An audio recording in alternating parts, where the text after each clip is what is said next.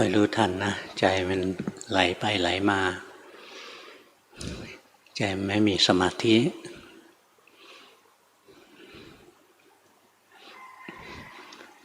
อย่าไปบังคับใจนะกลัวมันไหลไปไหลมาแล้วบังคับเอาไว้มันก็เป็นมิจฉาสมาธิไม่ดีอึดอัดภาวนาก็รู้สึกตัว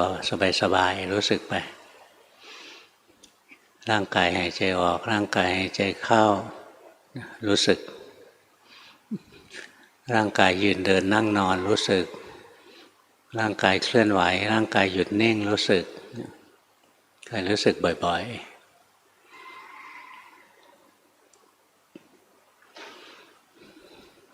ๆพวกเราอยู่ๆดูจิตนะมันดูไม่ไหวใจเราฟุ้งซ่านเยอะก็ดูไม่ออกจิตมันว่องไวมันหนีไปเที่ยวตลอดเวลางั้นถ้าดูจิตไม่ออกก็ดูกายไปก่อนดูกายแล้ววันหนึ่งก็เห็นจิต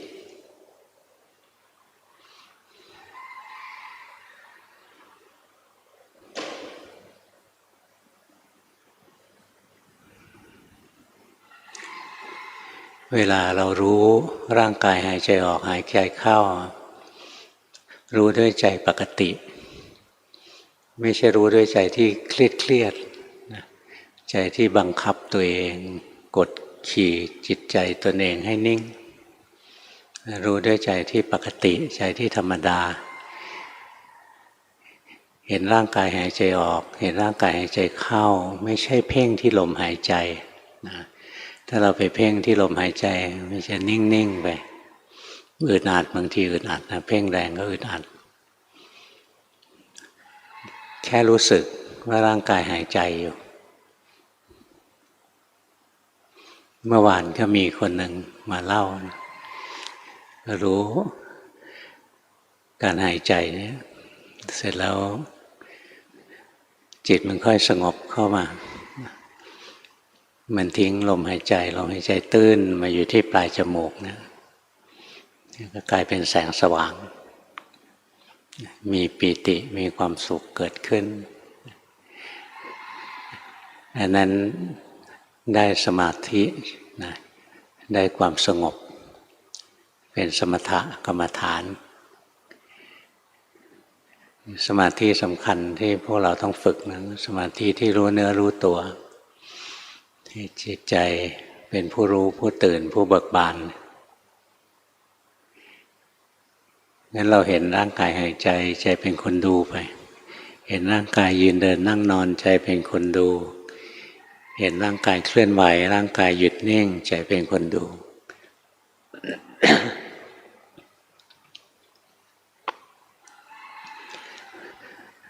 เรารู้ไปเรื่อยๆนะแล้วใจมันจะหนี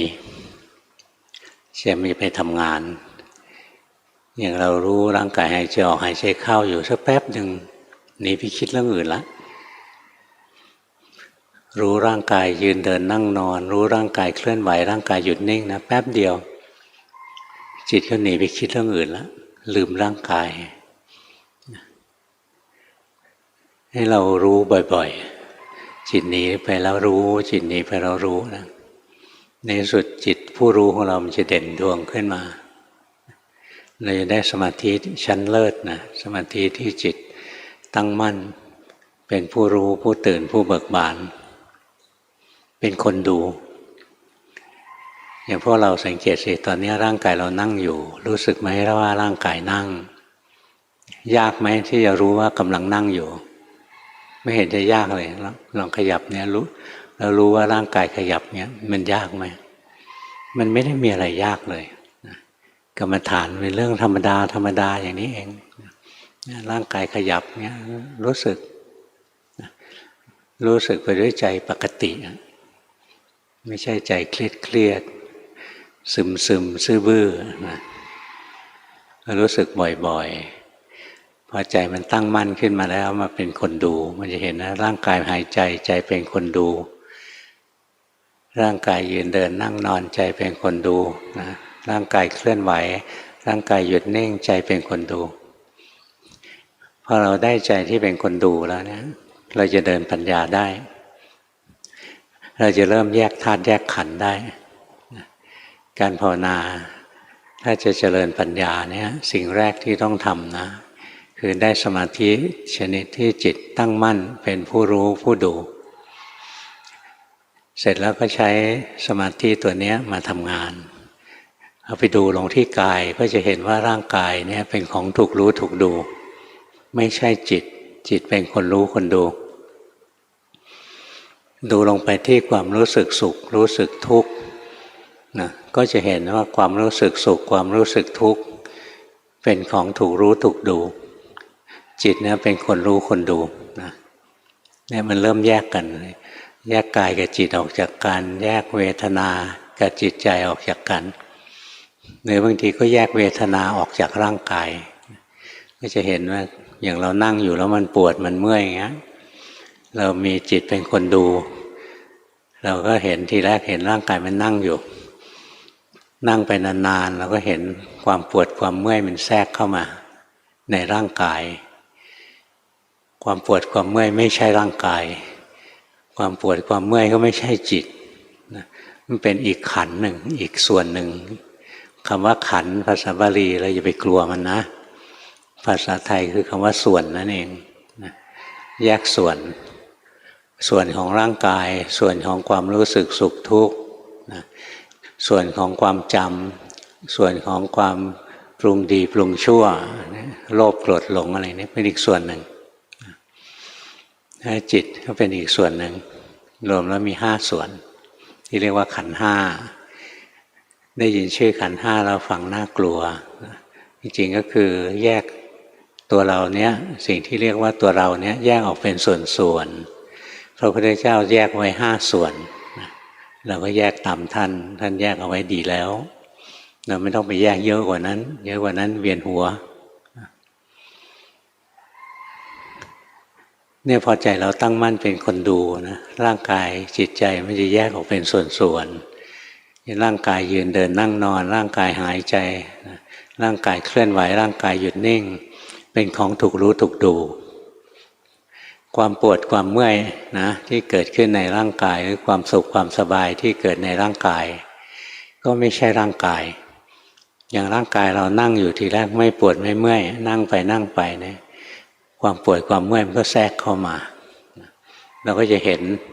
นะใจมันเป็นคนดูอยู่ก็จะเห็นนะร่างกายก็ส่วนหนึ่งความปวดความเมื่อยเป็นอีกส่วนหนึ่งคนละอันกันอย่างนี้เรียกว่าเราแยกขันธ์ได้แยกกายกับเวทนา ทีแรกเราแยกกายกับจิตร่างกายยืนเดินนั่งนอนร่างกายหายใจร่างกายเคลื่อนไหว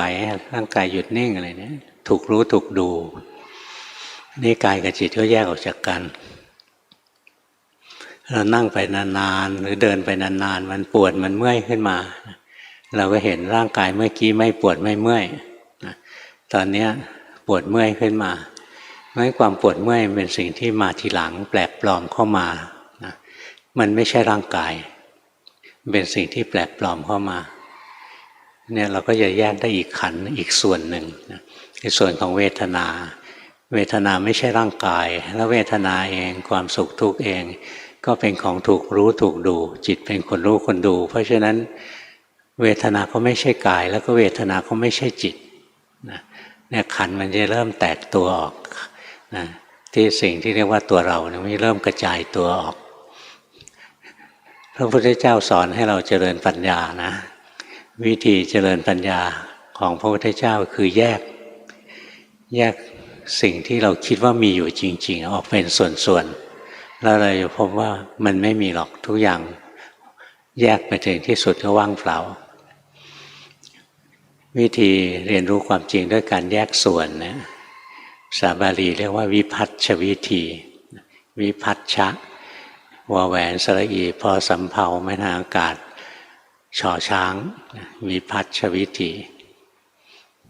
เหมือนอย่างเราเห็นว่ารถยนต์มีอยู่จริงๆเราแยกส่วนรถยนต์ถอดลูกล้อออกมาลูกล้อเป็นรถยนต์ไหมลูกล้อไม่เป็นรถยนต์เราถอดหลอดไฟออกมาจากรถยนต์ถอดสายไฟออกมาถอดเครื่องยนต์ออกมา ถอดพวงมาลัยออกมาถอดกันชนออกมาถอดเบาะที่นั่งออกมาแต่ละชิ้นแต่ละชิ้นไม่ใช่รถยนต์แต่พอมันมารวมกันนะเราก็สำคัญมั่นหมายว่ามันเป็นรถยนต์ตัวเราจริงๆไม่มีพระพุทธเจ้าเลยสอนให้แยกสิ่งที่เรารู้สึกว่าตัวเราเนี่ยออกเป็นส่วนๆเหมือนจับรถยนต์มาแยกชิ้นส่วนของรถยนต์นะแล้วคำว่ารถยนต์มันจะหายไปมันจะเหลือแต่ตัวถังนะพวงมาลัยยางอะไรเงี้ยแต่ละส่วนไม่เรียกว่ารถยนต์อีกต่อไปแล้วสิ่งที่เรียกว่าตัวเรานี้ก็เหมือนกันนะพอเราแยกส่วนได้แล้วตัวเรามันจะหายไปเหมือนรถยนต์หายไปพระพุทธเจ้าสอนให้เราแยกส่วนไว้5ส่วนส่วนของรูปคือส่วนของร่างกายส่วนของเวทนาคือความสุขทุกข์นะความไม่สุขไม่ทุกข์ถ้าทางใจเนี่ยเวทนาทางใจมีไม่สุขไม่ทุกข์ด้วยนะแล้วก็ส่วนของความจำได้ความหมายรู้จำได้เช่นจำว่าคนนี้ชื่อนี้คนนี้ชื่อนี้คนนี้เป็นพ่อเราคนนี้เป็นแม่เรานะคนนี้เป็นศัตรูเราอย่างนี้จำได้หมายรู้เนี่ยเป็นการเทียบเคียงสิ่งที่เราเจอครั้งใหม่นะแต่เราไม่รู้จักมันดีก็เทียบเคียงกับของเก่านะเปรียบเทียบไปอย่างเรารู้จักแมวเงี้ยเราเคยเห็นแมวจับหนูเราไปเจอเสือเนี่ยเสือมันใหญ่กว่าแมวแต่หน้าตามันเหมือนกันท่าทางมันก็เหมือนกันนะงั้นมันคงไม่จับแค่หนูหรอกมันคงจับเรากินได้นะอย่างเนี้ยเราหมายรู้ลงไปว่าเนี่ยตัวเนี้ยน่าจะอันตรายได้นะแล้วหมายรู้ละเอียดลึกซึ้งลงไปอีกชั้นหนึ่งนะหมายรู้ลึกซึ้งลงไปอีกก็คือหมายรู้ที่จำเป็นสำหรับการทำวิปัสสนานั่นคือหมายรู้ที่ถูกต้องคือหมายรู้สิ่งซึ่งไม่เที่ยงว่ามันไม่เที่ยงหมายรู้สิ่งซึ่งเป็นทุกข์ว่ามันเป็นทุกข์หมายรู้สิ่งที่เป็นอนัตตานะไม่ใช่ตัวตนนะก็รู้ว่ามันไม่ใช่ตัวตนนะนี่พวกเราเนี่ยมันหมายรู้ผิดตลอดร่างกายจิตใจนี่ไม่ใช่ตัวเราของเราเราก็หมายรู้ว่าเป็นตัวเราของเรา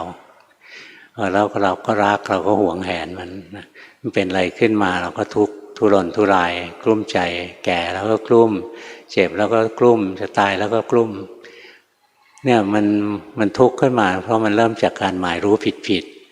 พอหมายรู้ผิดก็คิดผิดพอคิดผิดแล้วมันก็เชื่อผิดเชื่อว่าเรามีจริงๆงั้นที่ท่านสอนมาแยกขันธ์นะให้จะได้หมายรู้ถูกหมายรู้ลงไปว่าสิ่งที่เรียกว่าตัวเราจริงๆมันก็แค่ขันธ์ห้าแต่ละตัวมันก็ไม่เที่ยงมันก็เป็นทุกข์นะมันเป็นทุกข์หมายถึงมันถูกบีบคั้นให้แตกสลายตลอดเวลานะแล้วมันก็บังคับไม่ได้มันเป็นไปตามเหตุปัจจัยไม่ใช่ตามเราสั่งไม่ได้ตามใจชอบเนี่ยท่านสอนให้เรามาเรียนรู้ความจริงอย่างนี้นี่ก่อนที่จะเห็นไตรลักษณ์ได้ก็ต้องแยกขันธ์ให้ได้ก่อนเราจะแยกขันธ์ได้เราก็ต้องมีจิตตั้งมั่นเป็นผู้รู้ผู้ดูซะก่อนจิตตั้งมั่นเป็นผู้รู้ผู้ดูเนี่ยเกิดจากการมีสติรู้ทันจิตที่หลงไปไหลไปเราอยู่กับร่างกายเห็นร่างกายยืนเดินนั่งนอนอะไรเงี้ยแป๊บเดียวหนีไปที่อื่นละลืมตัวเองละนี่เรามีสติรู้ทันว่าเนี่ยเมื่อกี้รู้ร่างกายหายใจรู้ร่างกายยืนเดินนั่งนอนนะแป๊บเดียวหนีไปที่อื่นแล้วรู้ทันว่าจิตมันหนีไป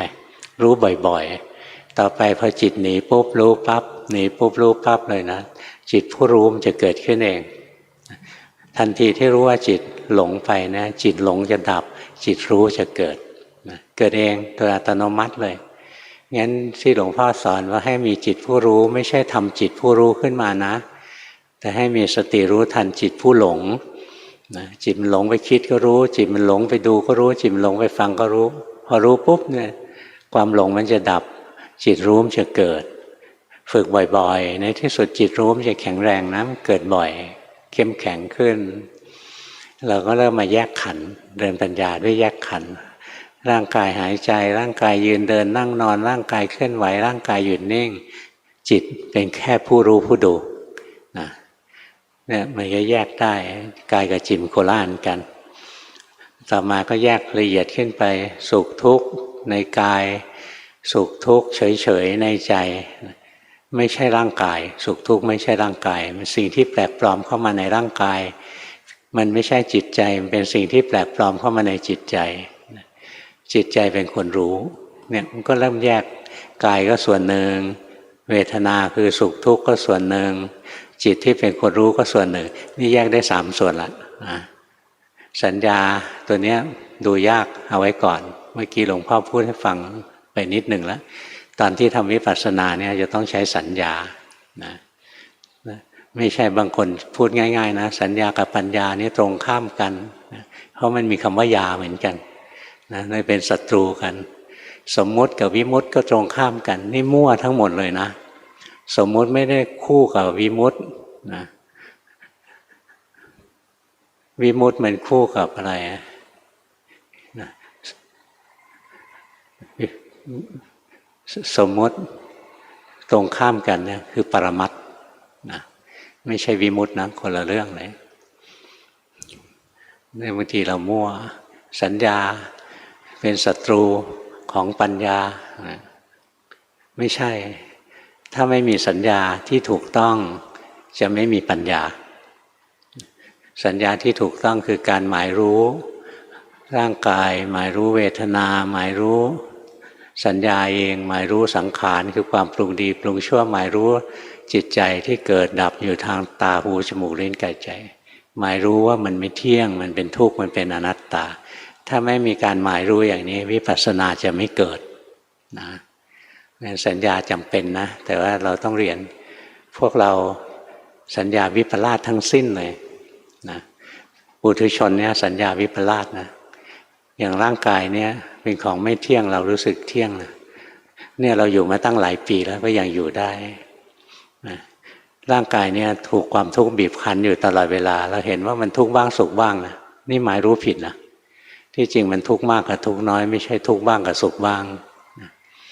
เนี่ยร่างกายนี่เป็นของบังคับไม่ได้จริงสั่งไม่ให้แก่ก็ไม่ได้สั่งไม่ให้เจ็บก็ไม่ได้สั่งไม่ให้ตายก็ไม่ได้เรากลับรู้สึกว่าเราสั่งได้หลวงพ่อเคยภาวนานะแล้วนอนลงไปเนี่ยพอจิตมันตื่นขึ้นมาแล้วมันสั่งให้ร่างกายเคลื่อนไหวไม่ได้เพราะฉะนั้นเราเห็นเลยร่างกายมันไม่ใช่ตัวเราร่างกายเป็นของที่ควบคุมบังคับไม่ได้เนี่ยมีสัญญาเข้าไปหมายรู้นะพอสัญญาถูกความคิดของเราก็ถูกต้องความเชื่อคือความเห็นทิฏฐิก็จะถูกต้องเกิดสัมมาทิฏฐิขึ้นมางั้นไม่ใช่สัญญาเป็นศัตรูของปัญญา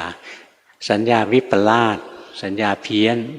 เห็นของไม่เที่ยงว่าเที่ยงเห็นของเป็นทุกข์ว่าสุขเห็นของไม่ใช่ตัวเราว่าเป็นตัวเราสัญญาตัวนี้ต่างหากแหละที่ขัดแย้งกับวิปัสสนานะเป็นตัวขวางปัญญาเพราะมันโง่ไปตั้งแต่เริ่มต้นแล้วนี่เราอาศัยฟังธรรมนะได้ยินธรรมะเนี่ยของพระพุทธเจ้านะเราก็เริ่มหัดหมายรู้แยกขันธ์ออกไปแล้วแต่ละขันธ์เนี่ยเราก็ดูว่ามันเที่ยงหรือมันไม่เที่ยงนะร่างกายนี้เที่ยงหรือไม่เที่ยงความสุขทุกข์นี้เที่ยงหรือไม่เที่ยงความดีความชั่วทั้งหลายที่เกิดขึ้นในใจนี้เที่ยงหรือไม่เที่ยงจิตนี้เที่ยงหรือไม่เที่ยงแล้วค่อยๆดูความจริงไปอย่างจิตเนี่ยมันไม่เที่ยงหรอกเดี๋ยวก็เป็นผู้รู้เดี๋ยวก็เป็นผู้คิดเดี๋ยวก็เป็นผู้รู้เดี๋ยวก็เป็นผู้ไปดูรูปเป็นผู้ไปฟังเสียงเป็นผู้ไปดมกลิ่นเป็นผู้ไปลิ้มรสเป็นผู้รู้สัมผัสทางร่างกายเป็นผู้คิดนึกปรุงแต่งทางใจนะจิตไม่คงที่เลยเปลี่ยนแปลงตลอดเดี๋ยวเกิดที่ตาเดี๋ยวเกิดที่หูที่จมูกที่ลิ้นที่กายที่ใจงั้นจิตเองก็ไม่เที่ยงเนี่ยการที่เราแยกขันธ์ได้นะก็เพื่อเราจะได้เห็นว่าขันธ์แต่ละขันธ์เนี่ยมันไม่เที่ยงมันถูกบีบคั้นมันบังคับไม่ได้คำว่าไม่เที่ยงหมายถึงของซึ่งเคยมีแล้วมันไม่มีนะของที่เคยมีแล้วมันไม่มีคำว่าทุกขังเป็นทุกข์เนี่ยหมายถึงของที่กำลังมีเนี่ยกำลังถูกบีบคั้นให้แตกสลายไปอย่างเวลาเรามีความสุขขึ้นมาสังเกตไหมถ้าเรามีสติรู้นะความสุขมันค่อยๆถูกบีบคั้นให้สูญไปนะเดี๋ยวสุดท้ายความสุขก็หายไปกลายเป็นใจเฉยๆอย่างเราเคยดีใจไหมใครเคยดีใจมากๆเช่นถูกหวยรางวัลใหญ่ๆอะไรเงี้ยนะดีใจถามว่าความดีใจอยู่นานไหมอยู่ไม่นานนะ ถ้าถูกลอตเตอรี่รางวัลที่หนึ่งทั้งชุดเลยหลายสิบล้านอะไรเงี้ยทีแรกก็ดีใจนะถัดจากนั้นเริ่มกลุ้มใจแล้วเดี๋ยวโจรมันจะปล้นเดี๋ยวคนจะมากู้เงินจะทำยังไงเราเป็นหนี้เขาตั้งเยอะอยู่แล้วเดี๋ยวเจ้าหนี้จะมาทวงเงินอะไรเงี้ยให้ความสุขมันแวบเดียวนะแล้วมันก็ถูกบีบคั้นให้สูญสลายไปของซึ่งเคยมีแล้วไม่มีเรียกว่าอนิจจังนะของซึ่งกำลังมีอยู่เนี่ยกำลังถูกบีบคั้นให้หมดไปสิ้นไปเรียกว่าทุกขังสิ่งทั้งหลายจะมีหรือตั้งอยู่หรือหมดไปเป็นเพราะเหตุปัจจัยไม่ใช่เพราะเราสั่งนะ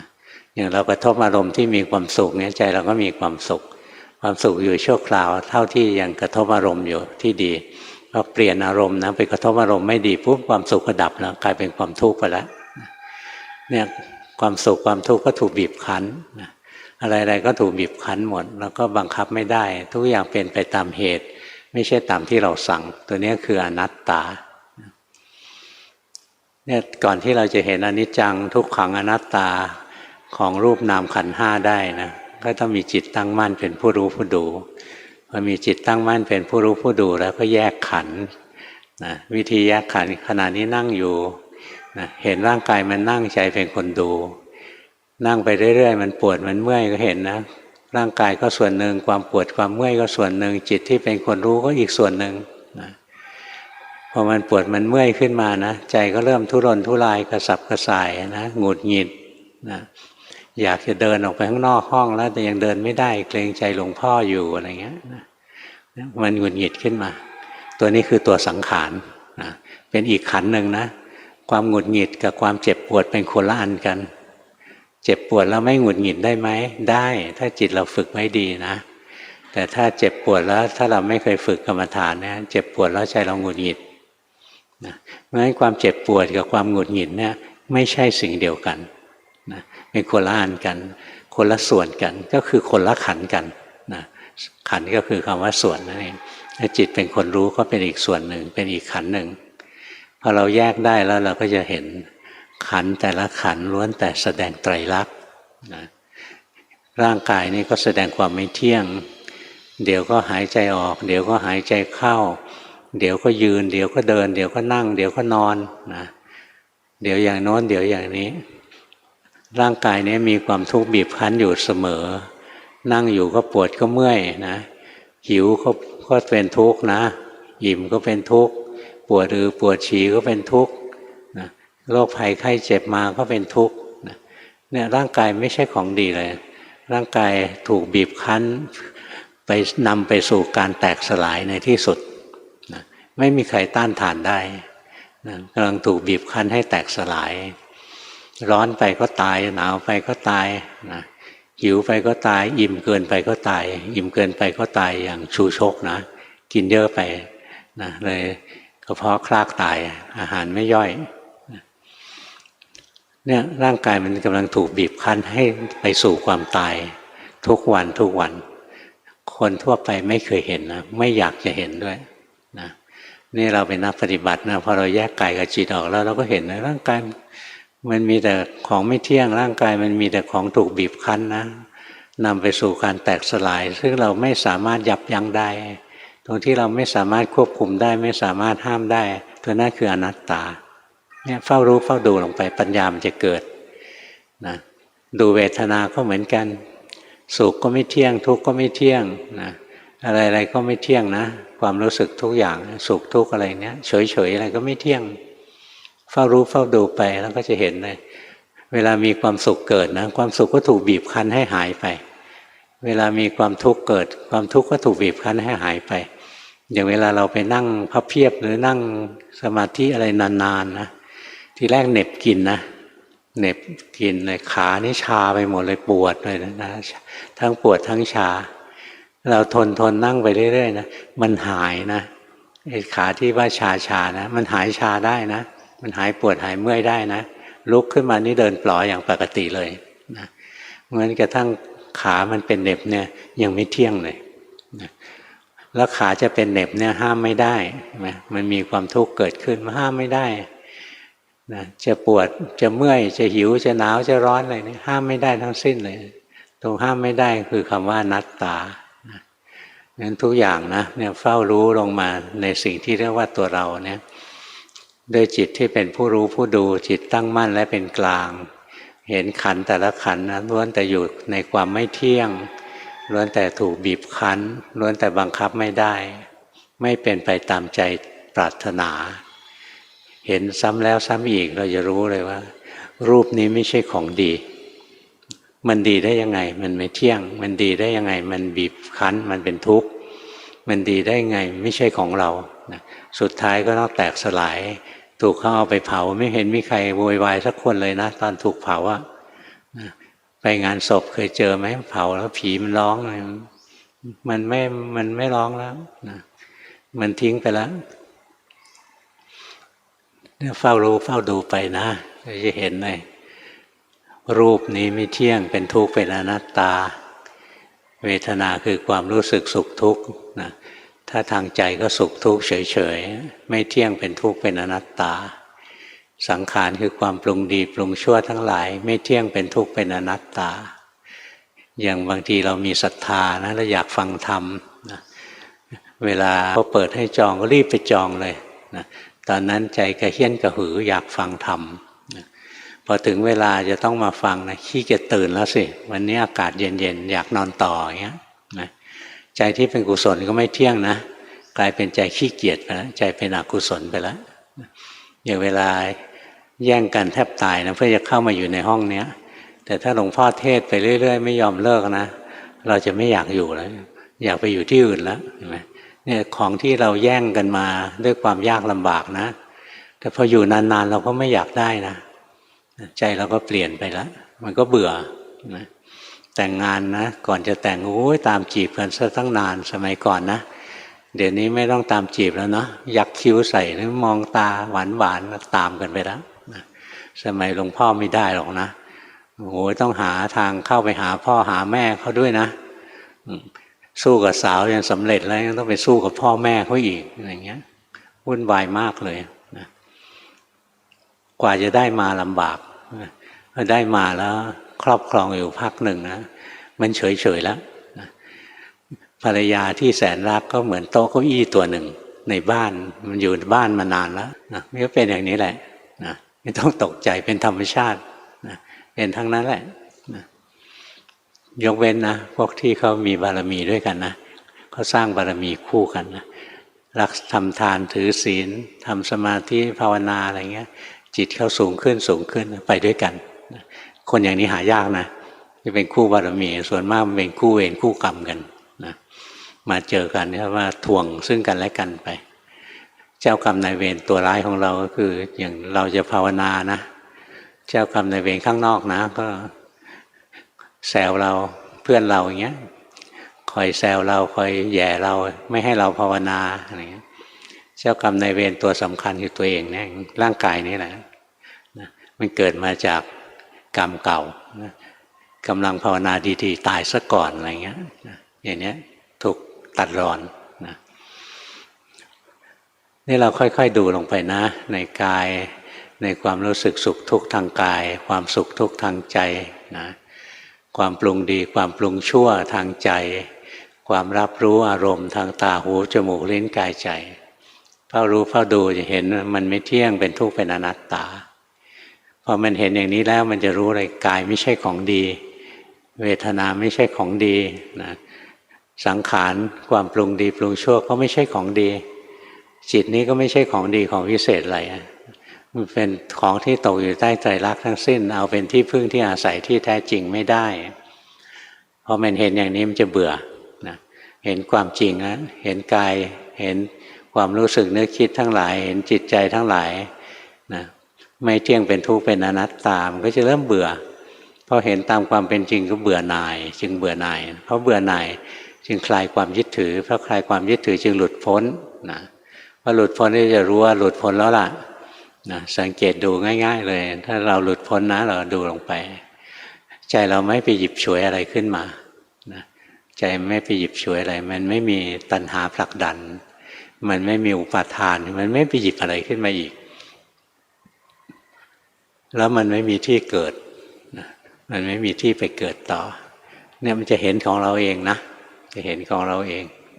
นี่ครูบาอาจารย์สอนมานะเดี๋ยวจะว่าหลวงพ่ออวดอุตริครูบาอาจารย์ท่านสอนมาเอามาบอกต่อแล้วพวกเราภาวนาทำยังไงภาวนาถือศีลห้านะถือศีลห้าแล้วก็ฝึกนะฝึกกรรมฐานสักอย่างหนึ่งพอจิตหนีไปจากกรรมฐานรู้ทันจิตหนีไปรู้ทันสิ่งที่จะได้คือสมาธิชนิดที่จิตตั้งมั่นพอมีสมาธิที่จิตตั้งมั่นเป็นผู้รู้ผู้ดูแล้วดูกายลงไปนะดูเวทนาคือสุขทุกข์ดูความปรุงดีปรุงชั่วนะแล้วก็สุดท้ายก็ดูจิตใจเองจิตใจเดี๋ยวก็เป็นผู้รู้เดี๋ยวก็เป็นผู้คิดเดี๋ยวก็เป็นผู้รู้เดี๋ยวเป็นผู้ไปดูรูปเดี๋ยวก็เป็นผู้รู้เดี๋ยวเป็นผู้ไปฟังเสียงอย่างเงี้ยเดี๋ยวก็เป็นจิตผู้รู้นะเดี๋ยวก็เป็นอย่างโน้นเป็นอย่างนี้เป็นจิตผู้ไปเพ่งอะไรเงี้ยมันก็จะเห็นนะทุกอย่างไม่เที่ยงเป็นทุกข์เป็นอนัตตาสุดท้ายมันจะเห็นแล้วมันน่าเบื่อนะขันธ์ห้าส่วนทั้งห้าที่ประกอบกันเป็นตัวเรานี่น่าเบื่อเอาแน่เอานอนอะไรไม่ได้ให้ความสุขที่แท้จริงกับเราอย่างที่เราคิดหรอกนะใจมันก็คลายความยึดถือในกายในใจนี้พอมันไม่ยึดถือแล้วนะกายแก่กายเจ็บกายตายจิตก็ไม่หวั่นไหวความรู้สึกจะดีหรือจะชั่วจะสุขหรือจะทุกข์จิตก็ไม่หวั่นไหวนะจิตเป็นอิสระจากความปรุงแต่งทั้งหลายทั้งปวงมันเป็นเข้าถึงอมตะธาตุอมตะธรรมนะความบริสุทธิ์หลุดพ้นนะค่อยๆฝึกไปงั้นเริ่มมาจากถือศีลห้าทำในรูปแบบทำกรรมฐานแล้วรู้ทันจิตที่เคลื่อนนะพอแยกผู้รู้ขึ้นมาแล้วก็ลงไปดูแยกขันธ์แล้วก็เห็นขันธ์แต่ละขันธ์นั้นแสดงไตรลักษณ์พอเห็นขันธ์แต่ละขันธ์แสดงไตรลักษณ์แล้วก็จะรู้เลยขันธ์ไม่ใช่ของดีของวิเศษแล้วใจมันก็คลายความยึดถือพอใจไม่ยึดถือในขันธ์นะใจก็ไม่ทุกข์เพราะขันธ์อีกต่อไปเหมือนอย่างเรานะมีรถยนต์อยู่คันนะใหม่ๆโอ้ยห่วงที่สุดเลยอะไรนิดหนึ่งก็ไม่ได้กระทบหน่อยหนึ่งก็ไม่ได้คนมองมากยังกลัวสึกเลยนะไม่อยากให้มันกระทบกระทั่งขับมา20 ปีแล้วหาส่วนที่สวยงามไม่ได้เลยอะไรเนี่ยขับไปชนหมาชนแมวเลยไม่ค่อยสนใจแล้วอันนี้ไม่ยึดไม่ได้อยากพอใจมันต่อไปละเนี่ยเราดูขันของเราเนี่ยนะดูขันนะ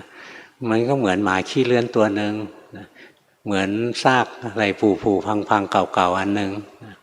ไม่ใช่ของดีของวิเศษแล้วงั้นถ้ามันจะต้องแตกสลายอะไรนะใจมันจะไม่ทุกข์ร้อนนะไม่หวั่นไหวนะค่อยๆฝึกไปนะแล้ววันหนึ่งจะได้ไม่ทุกข์ทุกวันนี้ทุกข์ก็เพราะยึดนะที่ยึดก็เพราะอยากที่อยากก็เพราะคิดว่าอันนี้นำความสุขมาให้อันนี้นำความทุกข์มาให้เราอยากได้สุขถาวรเราอยากไม่ทุกข์ถาวรนะเต็มไปด้วยความอยากของถาวรไม่มีมันมีแต่ของไม่เที่ยงนะเรียนให้เห็นความจริงอย่างนี้ต่อไปนี้ถ้าได้ยินคำว่าขันธ์ห้าไม่ต้องกลัวนะพอเข้าใจยังขันธ์ห้าก็คือ5 ส่วนนั่นเองอ่ะแยกตัวเองออกเป็น5 ส่วนเหมือนถอดรถยนต์คันหนึ่งออกไปเป็นร้อยเป็นพันส่วนนะเป็นน็อตเป็นสกรูเป็นโน้นเป็นนี่เยอะแยะไปหมดเป็นสปริงเป็นอะไรเงี้ยนะเป็นส่วนๆแล้วแต่ละส่วนไม่ใช่รถยนต์พอเราแยก5 ส่วนเนี่ยแต่ละส่วนไม่ใช่เราแล้วไม่ใช่คนแล้วนะก็แค่ส่วนประกอบนะที่กรรมสร้างขึ้นมากรรมสร้างขึ้นมาให้พอสมควรแก่เวลาหมายเลข13ค่ะฟังธรรมของหลวงพ่อมานานแล้วยังไม่เคยส่งการบ้านใช้อานาปานสติและบริกรรมพุทโธคิดว่าได้พัฒนาจิตตนเองพอสมควรคิดไปเองหรือเปล่าคะขอหลวงพ่อแนะนำด้วยค่ะเป็นความจริงนะที่ฝึกอยู่นะจิตใจก็พัฒนาขึ้นมาไม่ใช่น้อยแล้วล่ะต่อไปเราก็เดินปัญญานะเห็นกายมันทำงานไปไม่ใช่เราเห็นสุขทุกข์ไม่ใช่เราเห็นดีชั่วไม่ใช่เราเห็นความรู้สึกทั้งหลายไม่ใช่ตัวเราดูลงไปมีแต่ของไม่ใช่เรามีแต่ของไม่เที่ยงจิตดีจิตมีสมาธินะ ใช้ได้งั้นหายใจไปพุโทโธไปเรื่อยๆทำทุกวันดีที่สุดเลยนะหลวงพ่อก็ทำนะทุกวันนี้ยังทำอยู่เลย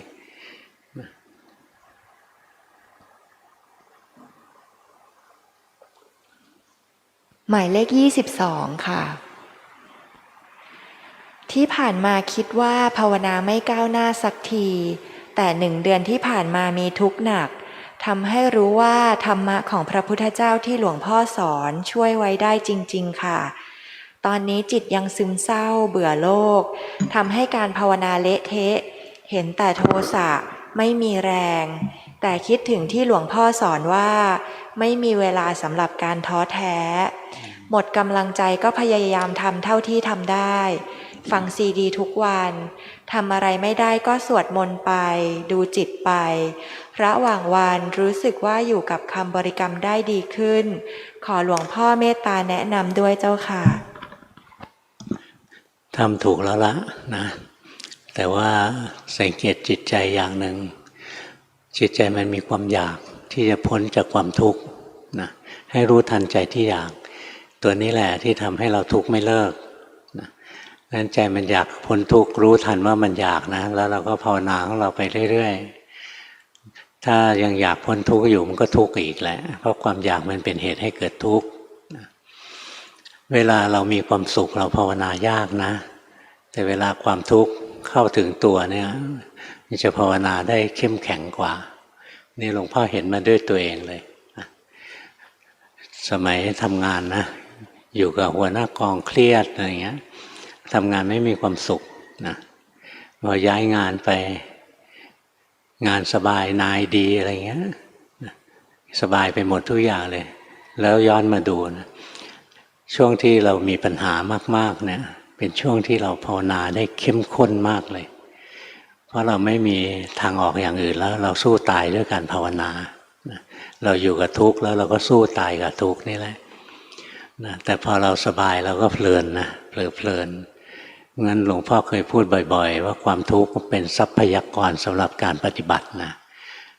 พระพุทธเจ้าก็ไม่ได้ให้เกลียดทุกข์พระพุทธเจ้าบอกทุกข์ให้รู้ท่านไม่ได้บอกว่าทุกข์ให้ละนะงั้นเราทุกข์ขึ้นมาก็ดีแล้วนะแต่คำว่าทุกข์ที่ท่านพูดเนี่ยไม่ใช่แค่ความทุกข์นะทุกข์ตัวนี้คือตัวขันธ์ห้าทั้งกายทั้งใจเรานี่แหละเรียกว่าตัวทุกข์นี่อย่างเวลาความทุกข์นี่เกิดขึ้นมาเป็นทุกขเวทนาทางใจมันก็ทุกข์เหมือนกันสังเกตไหมว่าความทุกข์ในใจเนี่ยไม่คงที่เดี๋ยวก็แรงเดี๋ยวก็เบานะมันไม่เที่ยงเหมือนกันแล้วมันก็ห้ามไม่ได้ดูออกไหมมันจะมาก็ห้ามมันไม่ได้เวลาเราคิดพอคิดเรื่องนี้ปุ๊บความทุกข์ก็กลับมาเลยนึกออกไหมความทุกข์อีกทางใจนะมันตามหลังความคิดมาอีกทีแล้วจะห้ามใจไม่ให้คิดได้ไหมห้ามไม่ได้ใจจะคิดก็ห้ามมันไม่ได้รวมความแล้วก็คือห้ามใจไม่ให้คิดก็ได้ไม่ได้คิดแล้วจะทุกข์ขึ้นมาก็ห้ามไม่ได้ทุกข์แล้วจะอยากให้เลิกทุกข์ก็ห้ามไม่ได้ไม่มีอะไรที่เราห้ามได้สักอย่างเลยเฝ้ารู้ไปจนใจมันยอมรับความจริงนะถ้ามันยอมรับความจริงได้เมื่อไหร่มันจะไม่ทุกข์อีกต่อไปอย่างสมมติว่าเราอกหักสมมติเราอกหักนะแล้วเรารู้สึกอยากได้แฟนเราคืนมาอะไรเงี้ยเราก็ทุกข์ไม่เลิกแต่ถ้าเรารู้สึกว่าอกหักเป็นเรื่องธรรมดาการพลัดพรากจากคนที่เรารักที่พอใจเป็นเรื่องธรรมดาพอเห็นว่ามันธรรมดาสักอย่างเดียวมันก็คือเข้าใจธรรมะขึ้นมาแล้วล่ะ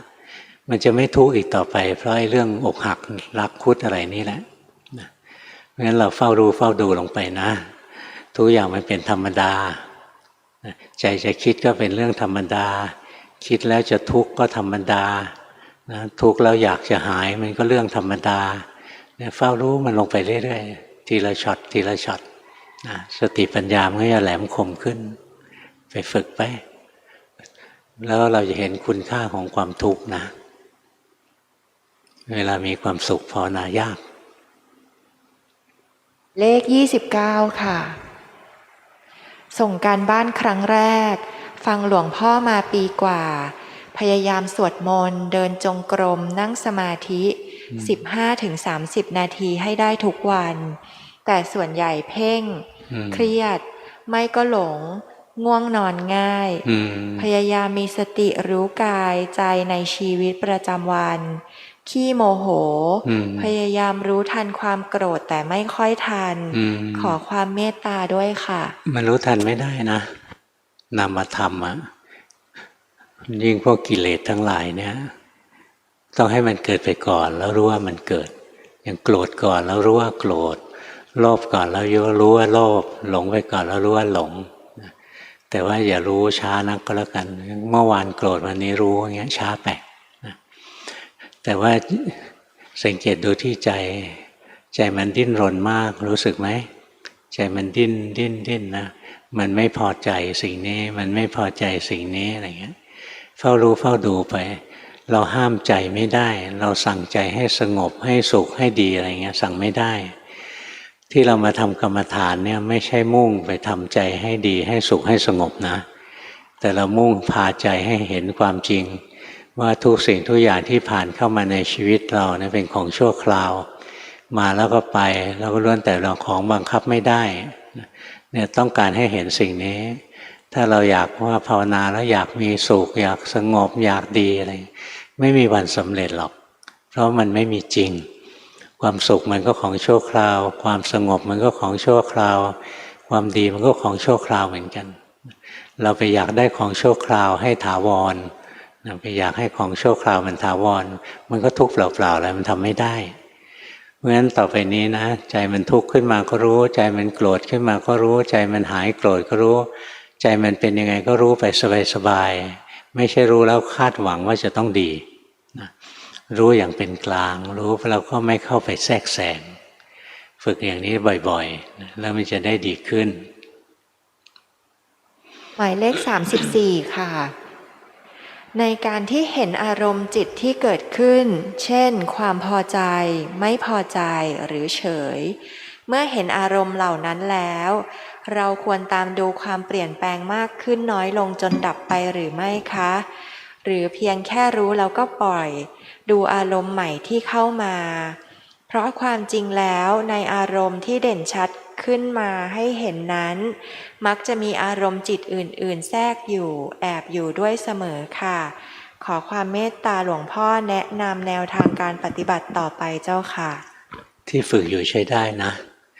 ยังเสียอยู่ตรงที่ยังติดเพ่งนิดหน่อยนะงั้นอย่าไปเพ่งมันถ้าเราไม่เพ่งมันเนี่ยสภาวะอะไรเกิดขึ้นเป็นปัจจุบันนี่รู้อันนั้นแหละในขณะแต่ละขณะเนี่ยมีสภาวะธรรมจำนวนมากเกิดขึ้นพร้อมๆกันอันนี้เป็นเรื่องปกตินะนี้ในสภาวะธรรมจำนวนมากที่เกิดขึ้นมันจะมีตัวเอกอยู่ตัวหนึ่งนะมันจะมีพระเอกมีนางเอกอยู่ตัวหนึ่งเพราะฉะนั้นตัวไหนที่มันเด่นขึ้นมารู้ตัวนั้นแหละนะนี้สติเราสมาธิปัญญาเรามันไม่ไหวเราก็เลยรู้สึกเห็นตัวนี้แล้วมันยังไม่ทันดับเลยอีกตัวหนึ่งก็มาแล้วนะไม่เห็นมันจะเกิดดับเลยอันนี้สติสมาธิเรายังไม่ไหวพอถ้าไหวพอเราจะเห็นอย่างเราเวลาเราดูละครนะเดี๋ยวพระเอกพูดอยู่2-3ประโยคก็หยุดตัวเด่นก็คือตัวที่มันพูดด้วยมันเปลี่ยนตัวไปแล้วถามว่าพระเอกที่มันพูดเนี่ยมันจบไปยังมันจบไปแล้วนะมันเกิดอีกตัวหนึ่งขึ้นมาที่เด่นขึ้นมาแทนเราก็ดูตอนนี้ผู้ร้ายพูดผู้ร้ายพูดเสร็จนะตัวอื่นพูดต่ออะไรเงี้ยตัวผู้ร้ายก็เป็นอดีตไปแล้วทั้งที่ทุกตัวนะมันยังอยู่ในเวทีเดียวกันนั่นแหละเราดูตัวที่มันเป็นตัวเอกตัวที่เป็นหลักแล้วเราจะเห็นนะว่าแต่ละตัวทำหน้าที่ชั่วคราวมีไหมตัวละครที่ทำหน้าที่แสดงอยู่ตัวเดียวตลอดเวลามันไม่มีหรอกมันก็สลับกันไปเรื่อยๆเพราะฉะนั้นสภาวะธรรมแต่ละตัวเนี่ยเกิดแล้วดับทั้งสิ้นแสดงบทบาทขึ้นมาแล้วก็หยุดตัวใหม่แสดงบทบาทแล้วก็หยุดเป็นอย่างนี้แหละอย่าไปสำคัญมั่นหมายตัวนี้ยังไม่ทันพระเอกมันยังไม่ทันหายไปจากเวทีเลยผู้ร้ายมาแล้วอะไรเงี้ยถ้ามันไม่อยู่เวทีเดียวกันมันจะไปเล่นละครได้ไงละครตัวนี้อยู่ในใจเรานะมีตัวละครตั้งเยอะนะมีตัวละครตั้ง70 กว่าตัวนะต่อไปหมายเลข38ค่ะ วันนี้มาเป็นครั้งแรกได้ฟังธรรมะของหลวงพ่อทาง YouTube และปฏิบัติมาประมาณ1 เดือนในชีวิตประจำวันและในรูปแบบโดยภาวนาพุทโธอยู่กับลมหายใจมีความรู้สึกตัวมากขึ้นขอความเมตตาจากหลวงพ่อช่วยชี้แนะแนวทางการปฏิบัติต่อไปด้วยเจ้าค่ะทำอีกนะทำอย่างที่ทำเลยหายใจเข้าพุทหายใจออกโธไปแล้วก็คอยรู้ทันใจตัวเองใจเดี๋ยวก็สงบใจเดี๋ยวก็ฟุ้งซ่านใจเดี๋ยวก็มีความสุขใจเดี๋ยวก็มีความทุกข์หายใจไปพุทโธไปแล้วก็อ่านใจตัวเองไปอย่างที่มันเป็นไปเรื่อยๆใจฟุ้งซ่านเก่งนะดูออกเปล่าใจเรายังฟุ้งซ่านเยอะอยู่เพราะฉะนั้นเราก็หายใจไปพุทโธไปนี่แหละแล้วก็อ่านใจตัวเองไปเป็นระยะไม่ใช่ไปนั่งรอดูนะหายใจเข้าพุทหายใจออกโธไหนจิตเราเป็นยังไงตอนนี้อย่างนี้ใช้ไม่ได้นะหายใจไปเรื่อยๆแล้วถ้ามันสุขขึ้นมาก็รู้นะหายใจไปแล้วมันฟุ้งซ่านขึ้นมาก็รู้ฟุ้งซ่านแล้วรำคาญก็รู้อะไรเงี้ยค่อยๆรู้ค่อยๆรู้ไปนะรู้สภาวะอย่างที่มันเป็นไปนะของโยมยังฟุ้งเยอะนิดหน่อยนะค่อยๆฝึกเดี๋ยวก็ดีขึ้นหมายเลข49ค่ะส่งการบ้านในรอบปีค่ะครั้งที่แล้วหลวงพ่อให้ไปดูจิตฟุ้งซ่านเป็นกรรมฐานรู้สึกว่าจิตที่คิดฟุ้งซ่านไปได้บ่อยขึ้น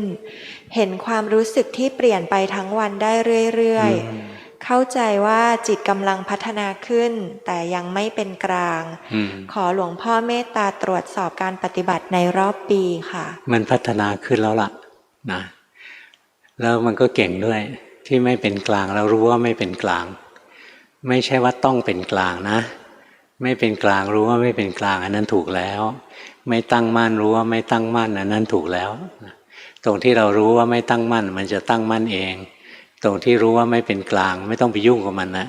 เดี๋ยวความไม่เป็นกลางมันก็ดับมันก็เป็นกลางเองแหละค่อยๆฝึกไปนะในที่สุดเราก็จะเห็นสภาวะทั้งหลายตามที่มันเป็นนะด้วยจิตที่ตั้งมั่นเป็นกลางขึ้นมา1 ปีที่ฝึกใช้ได้นะค่อยๆฝึกไปดีขึ้นเรื่อยๆนะ53ค่ะคุณแม่สอนนั่งสมาธิตั้งแต่เด็กแต่นั่งสมาธิทุกวันประมาณ9 ปีและรักษาศีล 5ได้ฟังซีดีหลวงพ่อจาก Facebook โดยบังเอิญประมาณ5 เดือนปฏิบัติตามด้วยการเจริญสติในชีวิตประจำวันและนั่งสมาธิทุกวันด้วยการรู้กายอย่างที่เป็นรู้ใจอย่างที่เป็นรูปธรรมนามธรรมทั้งหลายไม่ใช่เราเสมอกันด้วยไตรลักษณ์ต้องการขอคำชี้แนะจากหลวงพ่อเพื่อนำไปปรับปรุงแก้ไขและเป็นแนวทางในการปฏิบัติต่อไปเรารู้ไปเรื่อยๆนะเราไม่รีบสรุปนะถ้าเรารีบสรุปว่าทุกอย่างไม่เที่ยงเป็นทุกข์เป็นอนัตตาอันนี้คิดเอาเราจะดูของจริงเราไม่คิดเอาหรอกใจยังฟุ้งซ่านอยู่ก็รู้ว่าฟุ้งซ่านไปใจเป็นยังไงก็รู้ไปดูตอนไหนดูใจไม่ออกก็ดูกายไปเห็นร่างกายหายใจยืนเดินนั่งนอนเคลื่อนไหวหยุดนิ่งอะไรก็ดูไปอย่างตอนนี้ใจหนีไปคิดทราบไหมเนี่ยรู้ทันอย่างนี้นะทำกรรมฐานไปแล้วพอใจมันหนีแล้วรู้ไปไม่ห้ามมันหรอกนะค่อยๆฝึกไปใจยังฟุ้งเก่งอยู่นะค่อยๆฝึกหมายเลข73คนสุดท้ายค่ะได้ลองดูลมหายใจและบริกรรมแล้วแต่จิตไม่ชอบค่ะหากเราใช้การสวดมนต์ในการทำสมถะและเดินวิปัสสนาจะสามารถมีความก้าวหน้าในการปฏิบัติธรรมไหมคะสวดมนต์นะไม่ควรสวดบทที่ยาวเกินไปนะสวดบทที่ยาวเกินไปนะสวดไปนะใจหนีไปได้500 รอบเลยนะหรือทางเดินจงกรมเนี่ยไม่สั้นเกินไปถ้าสั้นเกินไปหมุนไปหมุนมาเวียนหัวแล้วก็ไม่ยาวเกินไปยาวเกินไปนะใจจะระเหยลืมตัวไปง่ายๆงั้นถ้าจะสวดมนต์สวดบทที่ไม่ยาวเกินไปนะแล้วก็ไม่สั้นจนหงุดหงิดเราดูตัวเองอย่างเดินจงกรมสั้นเกินไปก็หงุดหงิดนะยาวเกินไปก็หลงสวดมนต์ก็เหมือนกันสวดถ้าเราไม่ชอบอย่างพุทโธพุทโธไม่ชอบหงุดหงิด นะรู้สึกสั้นไปหาบทที่ยาวขึ้นแต่ไม่ใช่ยาวขนาดชินบัญชรนะถ้าขนาดนั้นแล้วก็หลงไป500 รอบเลยกว่าจะรู้ตัวนะหลงไปนานเลยงั้นจากจะเปลี่ยนบทบริกรรมเนี่ยก็ทำได้จะพุทธังสรณังคัจฉามิอะไรอย่างนี้ก็ยังดีนะธัมมังสรณังคัจฉามิสังฆังสรณังคัจฉามิอะไรอย่างเงี้ยไม่ยาวเกินไปแต่สำหรับบางคนแค่นี้ก็ยาวเกินไปแล้วเพราะฉะนั้นสั้นกับยาวแต่ละคนไม่เหมือนกันนะหลวงพ่อเนี่ยถ้าเกินพุทโธแล้วก็ยาวเกินไปแล้วนะเราไปดูแค่ไหนพอดีนะสังเกตเอาแต่สังเกตแล้วก็ได้อันที่พอดีแล้วก็ทำให้ต่อเนื่องนะไม่ใช่เปลี่ยนไปทุกวันนะเปลี่ยนไปทุกวันเราจะจับหลักไม่ได้ที่เราบริกรรมเนี่ยเพื่อจะได้รู้ทันจิตตนเองถ้าเราเปลี่ยนคำบริกรรมไปเรื่อยๆเราจะหาจิตตัวเองไม่เจอนะมันจะฟุ้งซ่านอย่างบางท่านก็ภาวนานามาพาทานามาพาทาอะไรเขาไม่เห็นจะเป็นไรสัมมาอรหังนะบางองค์ก็ยาวหน่อยนะเมตตาผู้นังอรหังเมตตาบางองค์ยาวขึ้นไปอีกเมตตัญจาสัพพโลกัสสมิงมานะสัมภาวเยอปริมาณังยาวไหม บทนี้ชักยาวใช่ไหมบางองค์ท่านก็แต่งเองบทสวดบทบริกรรมนะอย่างหลวงปู่ขาวท่านก็มีบทของท่านพุทธเมตตังจิตตังมะมะพุทธานุภาเวนะธรรมะเมตตังจิตตังมะมะธรรมานุภาเวนะสังฆาเมตตังจิตตังมะมะสังฆานุภาเวนะจำได้ไหม สังเกตไหมมันเป็นริทึมมันเป็นริทึมเป็นจังหวะนะงั้นการที่บริกรรมเป็นจังหวะอย่างเงี้ยนะจิตมันจะค่อยสงบขึ้นมานะถ้าบริกรรมแล้วอย่างนี้นะไม่สงบไปเลือกดูกรรมฐานที่พอดีกับเรานะแต่อย่าเลือกกรรมฐานจนหมดเวลาภาวนานะ บางคนเลือกแล้วไม่ถูกใจสักอันนะเลือกไปเรื่อยๆใจก็ฟุ้งไปเรื่อยๆงั้นเลือกที่พอดีที่ทำแล้วสบายใจนะแล้วก็ไม่เผลอนานเอาอย่างนั้นแหละสวดมนต์ก็ได้นะแต่อย่าสวดยาวเกินสวดยาวเกินเดี๋ยวจิตหลงไปนานนะหมดแล้วเลยเมื่อวันอังคารวันพุธนะหลวงพ่อขึ้นไปเชียงใหม่นะไปกราบศพหลวงปู่ดวงดีที่วัดบ้านฟ่อนรู้จักท่านเพราะเมื่อก่อนขึ้นไปเชียงใหม่หลวงพ่อจะไปพักที่บ้านฟ่อนเลยคุ้นกับท่านอยู่นี่ท่านมรณภาพเลยขึ้นไปกราบนี่ตอนเดินทางเนี่ยหลวงพ่อสังเกตนะในสนามบินในเครื่องบินอะไรนะไอ้เว้นระยะห่างของเขาเนี่ยเขาไม่ได้เว้นอย่างที่เราเว้นตอนนี้นะของเรานี่ห่าง1 วานะ1 วางั้นหลวงพ่อกำลังคิดเนี่ยกับพระอาจารย์นะว่าเราจะเพิ่มจำนวนคนที่เข้าฟังได้มากกว่านี้อีกนะเดี๋ยวกำลังให้เขาสำรวจว่าเพิ่มได้เท่าไหร่แต่ไม่ใช่นั่งแออัดนะแออัดไม่ได้แต่ทุกคนที่เข้ามาต้องวัดอุณหภูมิต้องใส่แมสใส่หน้ากากอะไรเงี้ยแล้วก็ไม่คุยกันนั่งของเราเงียบๆเวลาจะฮัดเชยอะไรก็อย่าถอดแมสออกกลัวแมสเปื้อนแล้วถอดฮัดเชยแหมสดชื่นอย่างเงี้ยนะอย่างนี้ไม่เอานั่งอยู่นะก็ดึงให้จมูกโผล่นะอย่างนี้ก็ไม่เอานะงั้นเราก็ช่วยรักษาตัวเองนะไม่ให้แพร่เชื้อพยายามไม่ให้ตัวเองเป็นคนแพร่เชื้อนะแล้วเราจะเพิ่มจำนวนคนที่จองเข้ามาได้มากกว่านี้อีกหน่อยนะที่จองเข้ามา75 คนเนี่ยนะที่รอบที่ผ่านมาเนี่ย75จองวันละ75 คนเนี่ยทั้งเดือนเนี่ยใช้เวลา8 นาทีหมดแล้วนะก็มีเสียงโอดโอยร่ำไห้คร่ำครวญด้วยทุกขเวทนามากมายเลยนะว่าไม่ได้เข้ามาจะเป็นจะตายแล้วนะเสียใจถ้าหนูตายไปตอนนี้หนูจะไปเกิดเป็นอะไรตกนรกอะสิจิตกำลังเศร้าหมองยังไม่น่ามันถามอีกนะตกนรกไม่ใช่เพราะเข้าห้องนี้ไม่ได้แต่เพราะใจมันอยากเข้าแล้วมันไม่ได้อย่างใจมันก็เศร้าหมองอะไรเงี้ยเพราะฉะนั้นหลวงพ่อจะหาทางเพิ่มจำนวนให้นะ แต่ว่าไม่ได้ทีหนึ่งหลายร้อยหรอกเป็นไปไม่ได้แต่ไม่ได้ห่างขนาดนี้ห่างพอดีหน่อยนะให้มันได้มาตรฐานที่ชาวบ้านเขาทำนะตามสนามบินอะไรก็นั่งเก้าอี้เว้นเก้าอี้อะไรเงี้ยเชิญว่าจะคำนวณใช้เวลาไม่นานนะแล้วอาจจะรับเพิ่มตั้งแต่วันเสาร์นี้เป็นต้นไปงั้นคอยฟังเขาประกาศว่าจะให้ลงทะเบียนเสริมอีกเมื่อไหร่นะแต่ว่าพวกที่ได้แล้วของเดือนนี้ไม่ต้องมาลงนะให้คนที่เขายังไม่ได้นะทำได้ไหมระบบมันทำได้ไหมทำได้ใช่ไหมโอเคเชิญ